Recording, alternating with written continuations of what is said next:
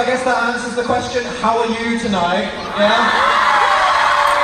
I have no idea what emotion that's supposed to represent, okay, but I'll just assume it's happiness. So who do we have here in the audience tonight? Are there any single ladies in the house? Yeah, okay. Where are the lesbians at? Got any lesbians out? Okay, I see you. Right. Any confused straight boys out there? Yeah, I see you. Don't worry, that was me, age 13. It's just a phase, don't worry. Any low-key bisexuals out there? No. And what about the furries? Got any furries? Found them! FBI! There they are! Go! Go! I'm just kidding. No. In this room tonight, everybody is valid, okay? Everybody except for me, obviously. To be honest, I'm just happy that I was correctly introduced as Daniel Howell there, because I don't know if you saw this, that I tweeted the other day, but as you can see in this photo, Vidcon printed "Dan is not on fire" on my official pass. It's not funny. No. How many times have I been to this event? Do I deserve this? They did me really dirty there, didn't they? But here I am, and after my long, painful, emotional break, I am back, and it turns out I was a massive queer the whole time. Yeah. It's genuinely quite surreal, as this is my first time going out while being out, really, and just talking about this one thing has made it feel like I've started a completely new life. I am baby, really. But big baby. On the inside I am small baby. Physically I am very tall baby. Sorry, it's getting very weird. What I'm trying to say is this is an exciting time for me, right? It's a very special year for Vidcon too, because this is the 10th Vidcon, which is crazy. I've been to most of them, which has given me a crisis. That is 10 years of nerds that never leave the house, going outside just to be really awkward with each other in real life. It's a very beautiful thing to see. To this day, I don't understand when people meet me and they're like, wow, you're really awkward. It's like, yeah, no shit, I'm not lying about my personality on YouTube. What did you expect from me? My entire creative identity is just missing high fives and having a sad resting face. So that's who I am, it's my brand, it's what you should expect from me, okay? Just because it's relatable doesn't mean it's a good thing. But also, 2019, very special, because this is the 10th anniversary of my first ever YouTube upload. Yes, and anyone that makes the Hello Internet reference is gonna catch a block, so don't do it, okay? No, what the hell is wrong with you? I shouldn't have even referenced it, should I? But no, I have been doing the same thing for an entire decade. We are all dying. Yes, we are. You're dying. You're dying. Yes, you are. Sorry. Just to say, is anyone in this room 10 years old or younger? Okay, couple hands. Oh, don't mind me, just gonna yeet myself into oblivion. That's nice. Okay, not gonna think about that. But let's be real. When I say 10 years of YouTube uploads, it hasn't been a consistent 10 years, has it? Let's be real. Does it count as 10 years if I didn't actually upload a proper video for 15 months? I mean, I log in every now and then. I think I remember the password. Maybe. I was never one for the weekly upload, because my creative process was, a lot of having an existential crisis, banging my head on the carpet for 3 days, writing, and then just dragging around the camera and filming myself in the bathroom or something. 10 years is a long time to do something that freaking weird, okay? I have a very strange life. And I have commitment issues, so doing this one thing for such a long time, I'm very impressed with myself. It's like, thank you, oh, you're impressed with me. I don't like it though. I like to rebel. I don't commit to anything. If someone says, please keep your arms and legs inside the vehicle, I'm like, don't tell me what to do. Maybe, I don't want to, but what if I want to just stick my leg out, splat? So I'm quite impressed with myself.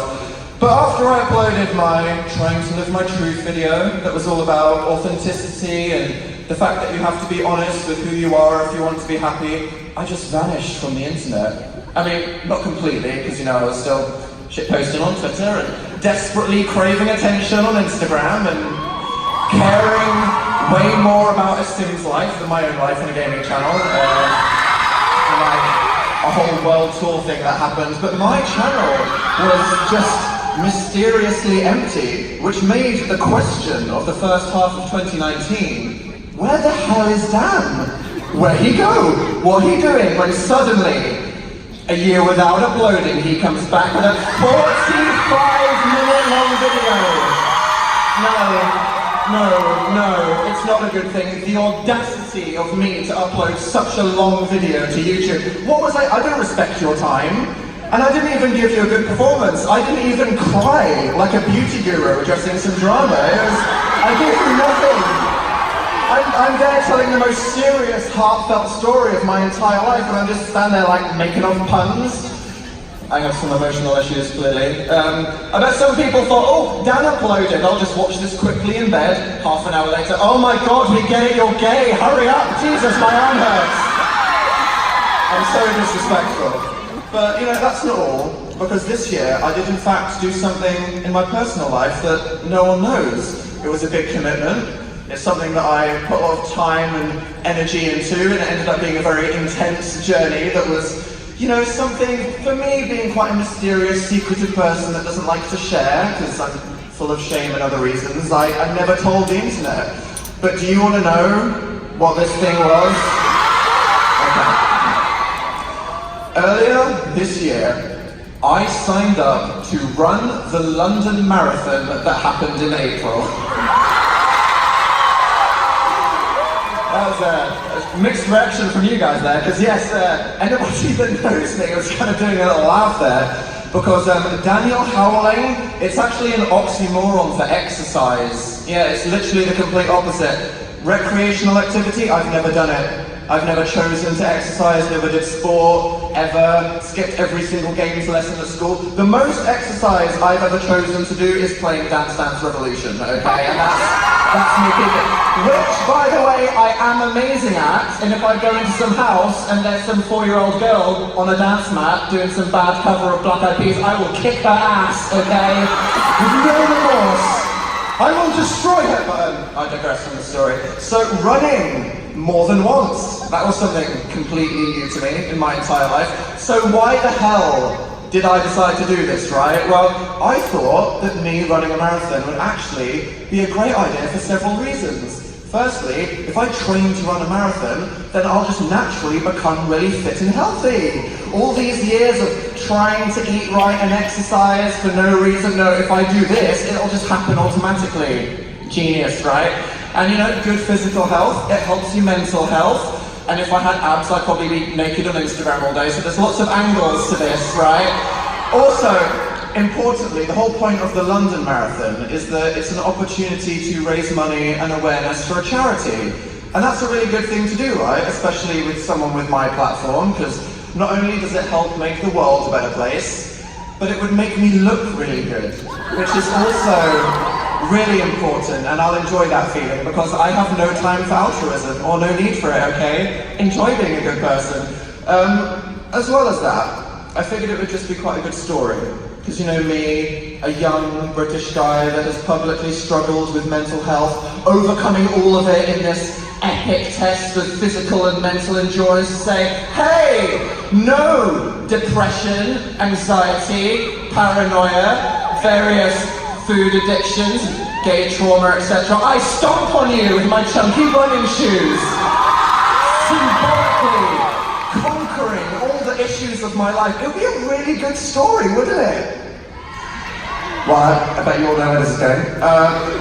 This is a past tense story I'm telling right now. And don't get me wrong, okay? I trained for this marathon in those wet, cold winter months. I was out there jogging in shorts a few times, and it was very difficult because I literally couldn't run 100 meters without being on the verge of death, but I signed up to it, which is a very formal, intimidating process, and I told people, because personally, nothing motivates me like guilt and shame.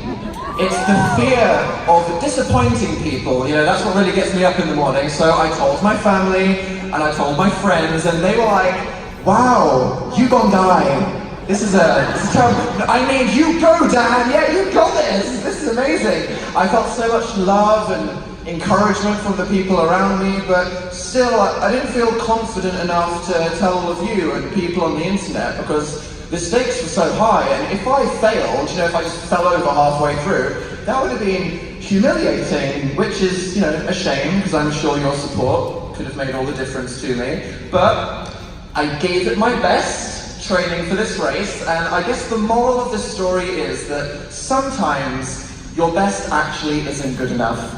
It isn't. That's how. Oh, you're so sympathetic. And then some of you are like, yeah. Two different kinds of people in this room. But it was hard because, after all the training and telling people, I carb loaded about 20,000 calories worth of sweet potatoes. I ended up pulling out from doing the race the night before. Okay? Literal the worst. I did all of that and then at the last minute fail. My mission to conquer mental health and being this amazing symbol for resilience and growing past all your things. It turns out mental health won. Yeah, whoops. Which, it's not the ending that you wanted to hear, right? But it's what bloody happened, so you have to deal with it. Hey, life's not fair. I just didn't feel ready. And this was quite a big deal, even after my months of training. My fitness level at the start was so low, there was just no hope for me. And because I was afraid of telling you guys to come support me, then I felt like, this opportunity to support the charity was wasted. And then at the hardest moment, the most difficult thing, other than digesting all of the potatoes that I ate the night before, was having to tell the family members and friends that I told I was doing this, that I wasn't going to do it. And that's hard, I mean, talking to people generally, but specifically disappointing them, letting down people that really believed in you.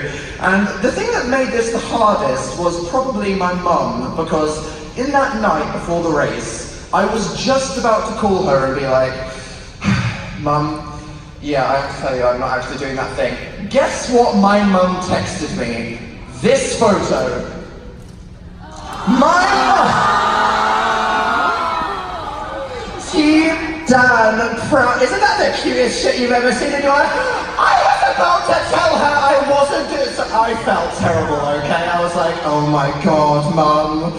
I'm so proud of you, I'm gonna be there with a t-shirt. I didn't tell you to make t-shirts, Mum, oh my God.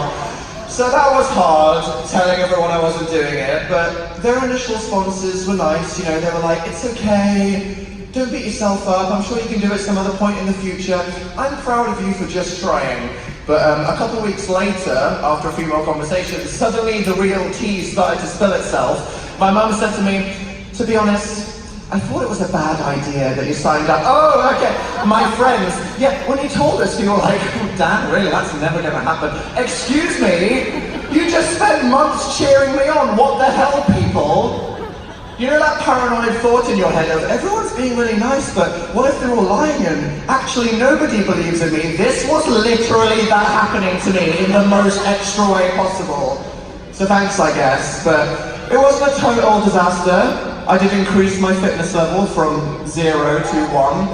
I got to actually explore London for the first time after living there for 5 years, as I never actually went outside before. But in a way, me saying no at the last minute was a victory in itself, okay? Sometimes in life we feel all this pressure to do things just because we feel like it's the right thing to do, what other people are telling us to do, or what society wants. And, to say, I'm going to be honest with myself, I can't do that, or just, I actually don't want to do that thing, that's the right decision. So, yeah, epic fail. I didn't run a marathon this year, but I learned to be okay with trying something out of my comfort zone and being totally comfortable with accepting defeat. So, yeah. Other than coming to terms with how gay I was and thinking about the rest of my career, that is the time that I failed to run a marathon and what the hell I was actually up to for several months earlier this year. That's the truth. And it's strange that sharing these stories and the details with my life are so important to me and to a lot of you, especially making myself less available this year so I could go take the time to deal with my sexuality and do a load of running for no reason. It was good and it was bad, but reflecting on all the things that I've been doing on recent years and, what I want to keep doing in the future, it made me think, why and what my life would have been like if 10 years ago when I made that Hello Internet, what if I just thought, yeah, it's not worth my time uploading a YouTube video? What would my life have been? It would have been very different. I am saying worse, okay, just for the record. You're staring at me like, Dan, excuse me. No! My internet career is a good thing. Mostly. Betcha I'd still have all the same problems though if I finished law school and ended up as like a weird barrister somewhere. I'd be just as awkward and sad and secretly gay. But instead, you know, my life is a journey that I chose to express on the internet because after all, what is better than just suffering? Monetizing that suffering. No, I'm kidding.